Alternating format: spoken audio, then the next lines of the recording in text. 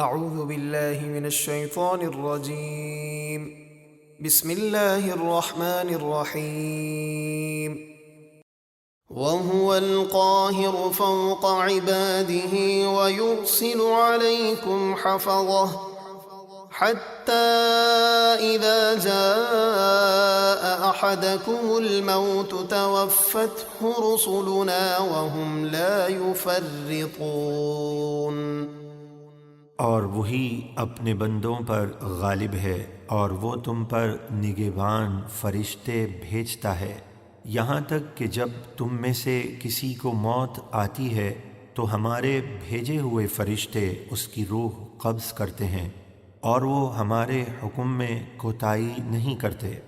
ثم ردوا إلى الله مولاهم الحق ألا له الحكم وهو أسرع الحاسبين۔ پھر قیامت کے دن وہ اپنے حقیقی مالک اللہ کی طرف لوٹائے جائیں گے، سنو اسی کا حکم چلتا ہے اور وہ سب سے جلد حساب لینے والا ہے۔ قل من ينجيكم من ظلمات البر والبحر تدعونه تضرعا وخفية لئن أنجانا من هذه لنكونن من الشاكرين۔ آپ فرما دیجئے وہ کون ہے جو تمہیں خشکی اور سمندر کی آفتوں سے نجات دیتا ہے جسے تم گڑ کر اور آہستہ پکارتے ہو اور کہتے ہو کہ اگر وہ ہمیں اس مصیبت سے نجات دے دے تو ضرور ہم شکر کرنے والوں میں سے ہو جائیں گے۔ قل اللہ ينجيكم منها ومن كل كرب ثم أنتم تشركون۔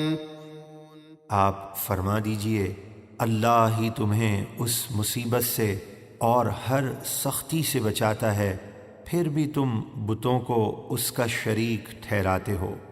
قل هو القادر على أن يبعث عليكم عذابا من فوقكم أو من تحت أرجلكم أو يلبسكم شيعا ويذيق بعضكم بأس بعض انظر كيف نصرف الآيات لعلهم يفقهون۔ آپ فرما دیجئے وہ قادر ہے کہ تم پر عذاب بھیجے تمہارے اوپر سے یا تمہارے پاؤں کے نیچے سے یا تمہیں مختلف گروہ کر کے لڑا دے اور ایک کو دوسرے کی لڑائی کا مزہ چکھائے۔ دیکھیے ہم کس طرح بار بار آیتیں بیان فرماتے ہیں تاکہ یہ لوگ سمجھیں۔ وَكَذَّبَ بِهِ قَوْمُكَ وَهُوَ الْحَقُّ قُلْ لَسْتُ عَلَيْكُمْ بِوَكِيلٍ۔ اور آپ کی قوم نے اس قرآن کو جھٹلایا حالانکہ یہی حق ہے، آپ فرما دیجئے میں تم پر نگہبان نہیں ہوں۔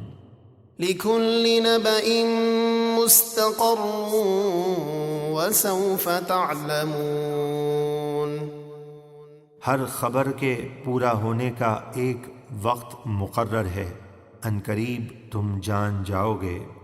وَإِذَا رَأَيْتَ الَّذِينَ يَخُوضُونَ فِي آيَاتِنَا فَأَعْرِضْ عَنْهُمْ حَتَّى يَخُوضُوا فِي حَدِيثٍ غَيْرِهِ وَإِمَّا يُنْسِيَنَّكَ الشَّيْطَانُ فَلَا تَقْعُدْ بَعْدَ الذِّكْرَى مَعَ الْقَوْمِ الظَّالِمِينَ۔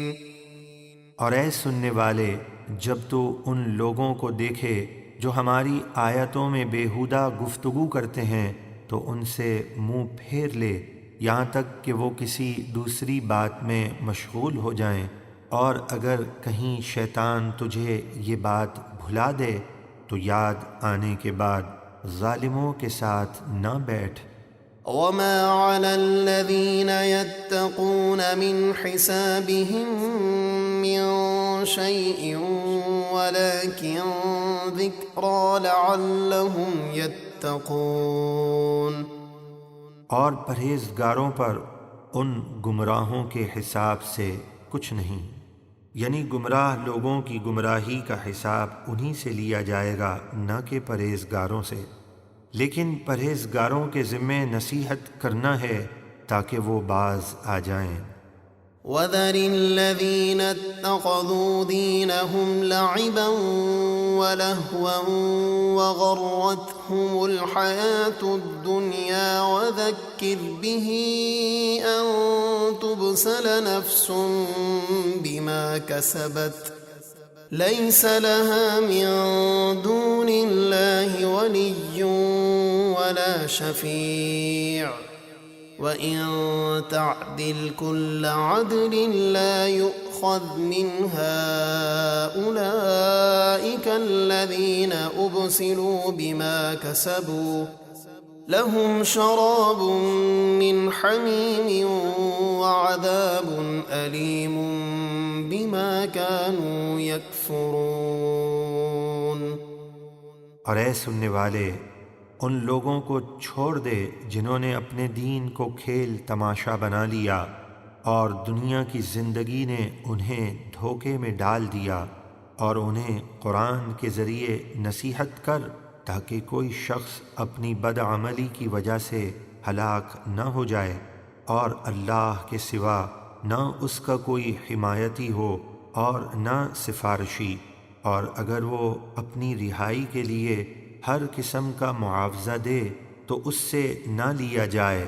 یہی وہ لوگ ہیں جو اپنے کیے پر پکڑے جائیں گے، ان کے پینے کے لیے کھولتا ہوا پانی اور دردناک عذاب ہے، اس وجہ سے کہ وہ کفر کرتے تھے۔